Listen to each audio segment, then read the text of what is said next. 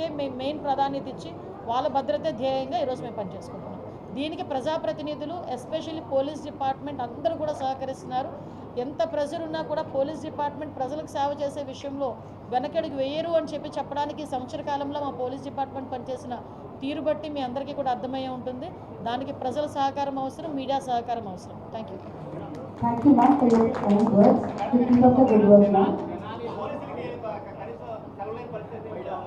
ఏంటండి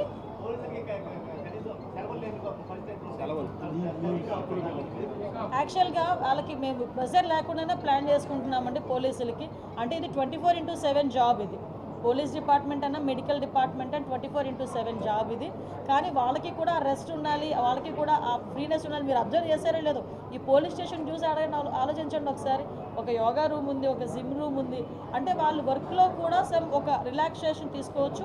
at the same time వాళ్ళు కూడా సెలవులు ఇచ్చే విషయంలోని కూడా ఎక్కడా కూడా ఇబ్బంది లేకుండానే మేము చూసుకుంటాం.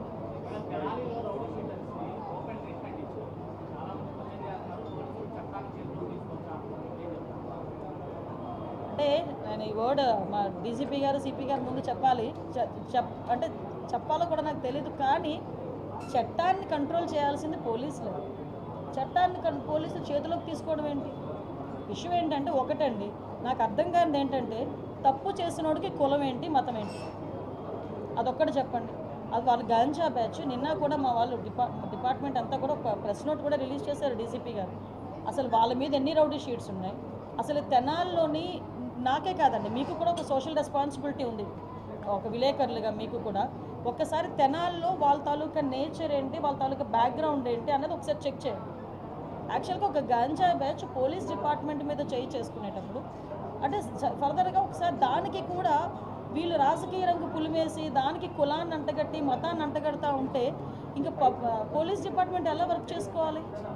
ఒకసారి ఆలోచించాలి. ఇదే పోలీస్ యాక్షన్ తీసుకోలేదు అంటారు, ఏదైనా ఒక స్టెప్ ఫార్వర్డ్ వేస్తే ఈ రకంగా మాట్లాడతారు. అంటే నేనేమంటానంటే కొంత పని మా డిపార్ట్మెంట్ చేసుకునివ్వాలి. అలాగని ఇప్పుడు అమాయకులను ఎవరిని కూడా మేము పడితే, ఇప్పుడు నేను ఒకటే మాట్లాడుతున్నానండి. ఇదే ఇప్పుడు ఎక్స్సీఎం ఇప్పుడు ఈయన జగన్మోహన్ రెడ్డి ఏదేదో మాట్లాడుతున్నారు, ట్వీట్లో ఏదో పడుతున్నారు, రేపు కూడా వస్తారు అంటున్నారు.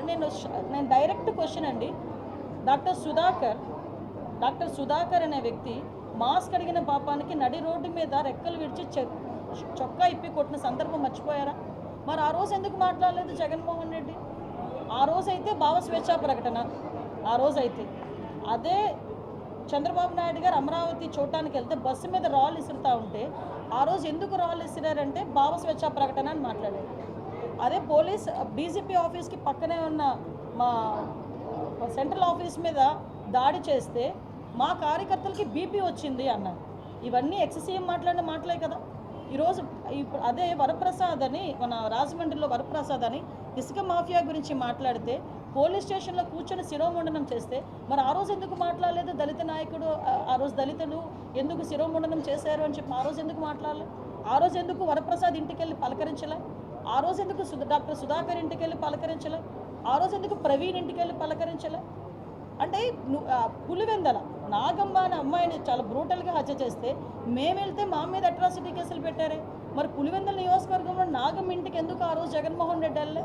ఈరోజు రాజకీయ లబ్ధి గురించి కులాలని మతాలని రెచ్చగొట్టడానికి మాత్రమే ఈరోజు తప్పు చేసిన వాడి ఇంటికి, అదేవిధంగా గాంజాయి బ్యాచ్ వాళ్ళ ఇంటికి వెళ్తున్నాడంటే అతని బ్యాక్గ్రౌండ్ ఏంటో మనం కూడా ఆలోచించుకోవాలి, ప్రజలు కూడా ఆలోచించుకోవాలి.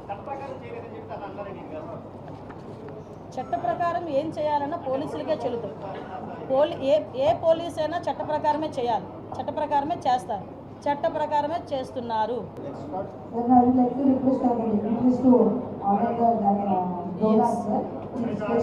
వన్ మినిట్ సజ్జల గారికి ఆ అర్హత లేదు. ఎందుకంటే లాస్ట్ టైం సజ్జల గారి చేతిలో, లాస్ట్ హోమ్ మినిస్టర్ చేతిలో కానీ సీఎం చేతిలో కానీ పోలీస్ డిపార్ట్మెంట్ ఉండేది కాదు, సజ్జల గారి చేతిలో ఉండేది.